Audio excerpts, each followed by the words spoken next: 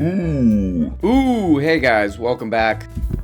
Hey, welcome back to the show, man. Full disclosure here, I am wearing my AI pin. I will catch your ass slipping. If you're not slipping, then there's nothing to worry about. Got you on AI, now they know you lie.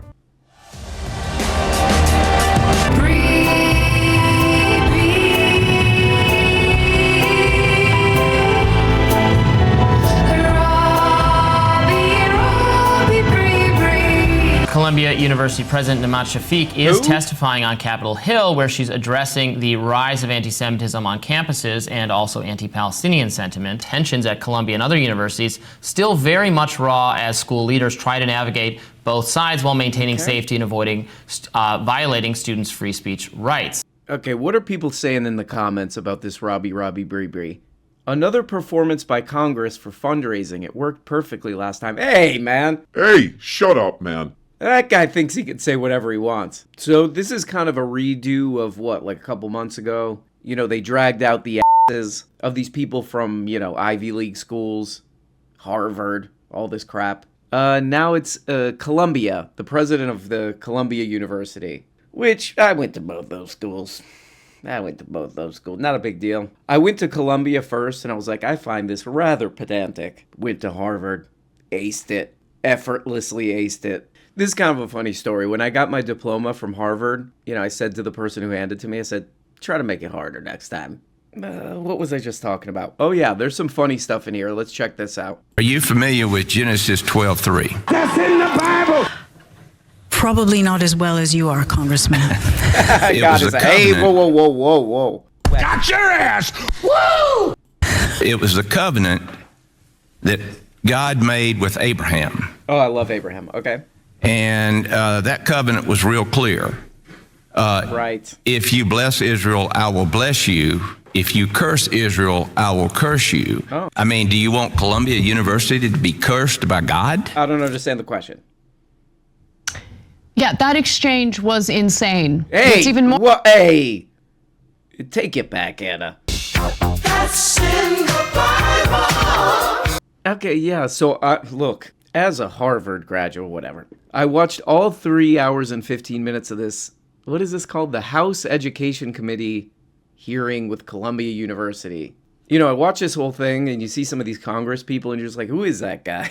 Who the hell is that guy? That guy seems a little sleepy, and he kind of forgets what the topic of the thing is. And Very sleepy guy. The Columbia School of Social Work has a glossary which identifies capitalism as a system of economic oppression. I hope that your academics visit Pyongyang. I'm one with former Congressman It's a little off topic. I've been to Pyongyang. I've seen the benefits of socialism and communism. And stupid. You're way off topic, incorrect. Man. You gotta rein it back in. Communism, socialism, fascism do not work. Yeah, I've watched a few of these things. They're pretty long. Bit of an open mic quality to these things. So I think I could do it, I'd like to use my remaining time to play these AI songs that I made. They're all just like, well, what does Bree Bree mean? What does Bree Bree in that song mean? Robbie, Bree Bree, Robbie. I wanted to get a clarification earlier. One of my colleagues asked you, have you seen anti-Muslim protests on campus? Good question. Okay. I have seen, we have had pro-Israeli demonstrations on campus. No. But just not, a protest that was against Muslims. No, I have you not seen one against Arabs? No, I have not. Have you seen one against Palestinians? No, I have not. Have you seen one against Jewish people? Have you seen a protest saying we are against Jewish people? No, I have seen. Okay, thank you for that clarification. There has been a rise in targeting and harassment against anti-war protesters because it's been pro-war and anti-war protesters is what it seems like, correct? Correct. There has been. Thank you. Okay, so 3 hours and 15 minutes of this, right? And the idea here is, are these protests on Ivy League university campuses racist? And 2.5 hours of the Bible and Pyongyang and God knows what else, we finally get to the most basic question. Are these actually anti-war protests? And the lady says yes. Okay. That's okay. Yeah, that's allowed. That's allowed. Wait, hold on. Is this university in Texas, Mississippi, or Louisiana? Oh, no, it's in New York. Oh, yeah, then that's allowed. Wait, what was the thing about those other states? Bobby, Bree, Bree. I think what's really clear here is that as we live in a country where 3 states have now constructively outlawed the right to organize a protest, where we have widespread censorship. Oh, wait, what the hell is this? What does this headline say here? The Supreme Court just dealt a massive blow to the right to protest. What? The Supreme Court's inaction has effectively abolished the right to mass protest across 3 states, allowing a lower court's ruling seemingly to infringe upon the First Amendment. That's one of the top ones. Yeah, so this story right here, there's only one way to describe it. It's weird. Come on. What, Bree? I thought she said something. Okay, so I'll explain this in my stupid kind of way. There's this court that kind of covers Louisiana, Mississippi, and Texas. You know, and they had this case where somebody at a protest threw a rock at a cop, and the cop got injured. And this court that covers, Louisiana, Mississippi, and Texas, decided effectively that somebody who organizes a protest can be legally, financially liable if anybody, I mean, think of a protest. There can be like 1,000, 100, 346 people at a protest. If one of them does something illegal, the organizers of the protest are legally / financially liable for that. Okay. Yeah, like, why not expand this to, I invite like 5 people out for dinner, Hey, do you 5 idiots want to... That's how I invite people out. Hey, do you... Pendejo! Just want to go get some... You guys want to go get some nuggets? You want to go do this? I invite 5 people out. One of them, one of them has like 10 beers. Does one of these. Now I'm legally liable for that because I invited him out. Isn't it kind of the same as that?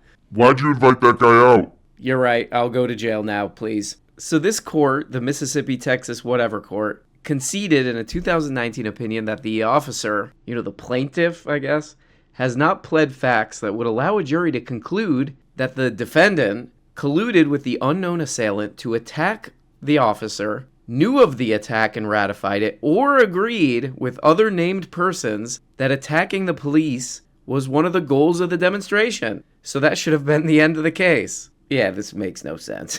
They're just doing a little bit of this. But now it's the law. Okay, what does this thing say here? For the time being, this decision remains good law in those 3 states. And that means that anyone who organizes a political protest within that area risks catastrophic financial liability. Oh my God. Let's scroll up. What's this picture? Oh, that's MLK there. Yeah, but the thing is that, what was this? This was in like the early 60s. So it would be like a unnamed guy number 1 threw a milkshake at a soda jerk or something. Yeah, MLK's legally / financially liable for that. He shouldn't have been allowed to do this in the first place. The court has decided. Oh, what the hell is this? Oh, that guy Chris Hayes. Oh, he got an interview with the plaintiff of this case. The case in question. Wow. Does this guy Chris Hayes, does he have a theme song? Hey, Chris, if you hear this. Looking like a little guy, staying high, gray suit, looking fly. Glasses, haircut, buildings in the background. They try to stop me, can't keep my stacks down.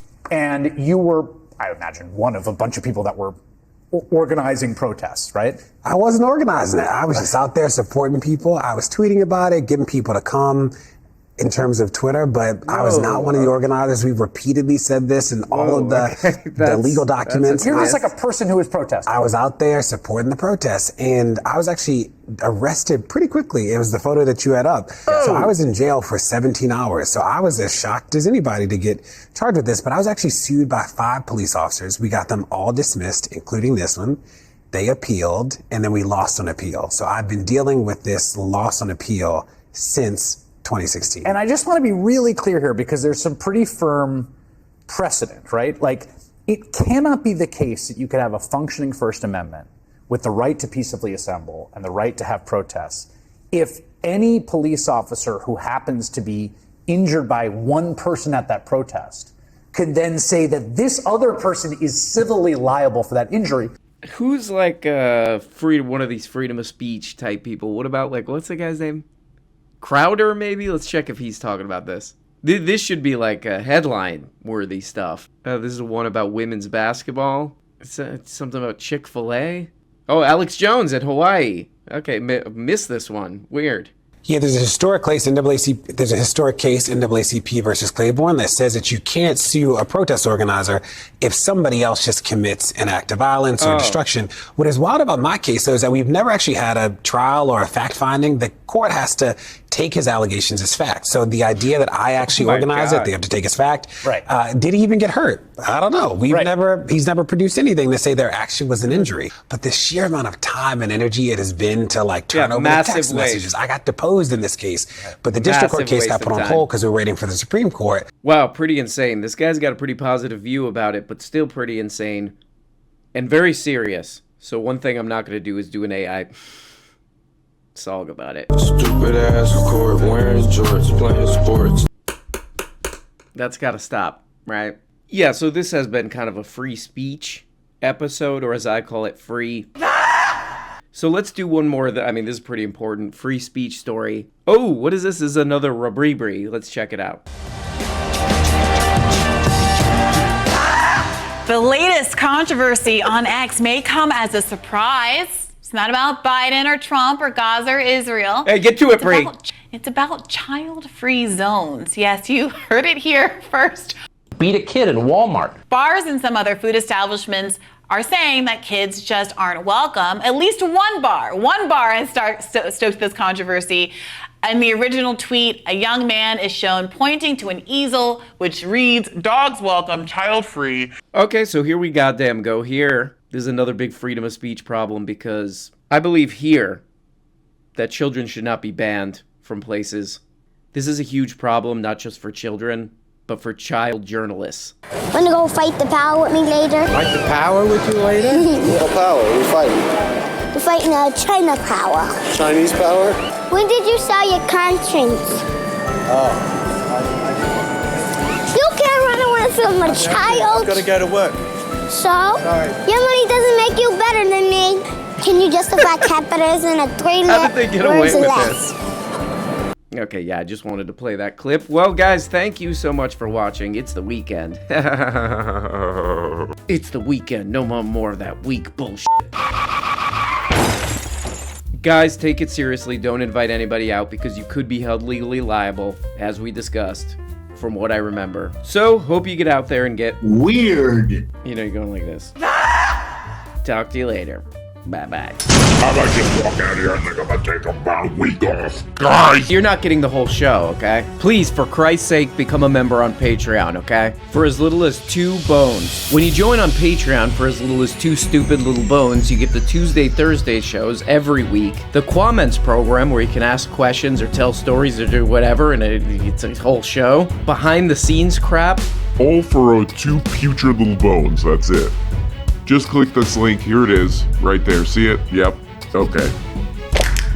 I'm in hell. And if you really want to support the wretched show, people call it because they're satanic, they're sick, you could become a producer for only 25 bones. These beautiful people here are, God! Without these producers, it's over, man. It's done. Do you think we can do the show without the producers? Okay, because if you do think that, you got another thing coming, my man. You got a totally different thing coming. Without the producers, it is as good as over. Hello? Is anyone listening to me? Please answer. I'll wait. Please answer.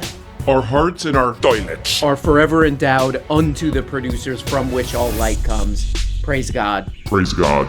It really is amazing to have such beautiful producers, and if you want to do it, oh my God. I don't even know what to say.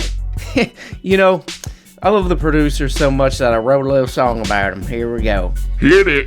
Without the producers, straight to hell.